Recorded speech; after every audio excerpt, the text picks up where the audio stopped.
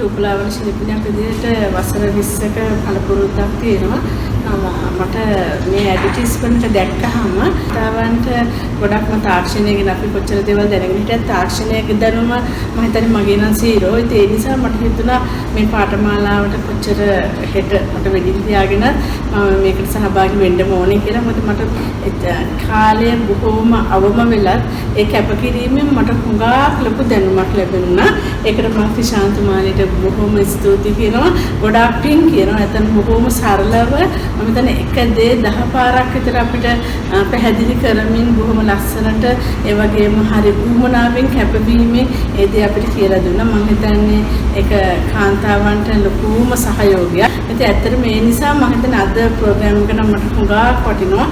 මට ප්‍රශ්න කීපයක් තිබුණා. ඒ ප්‍රශ්න කීපයට සහ මම නොදන්නා දේවල් හුඟක් දැනගත්තා.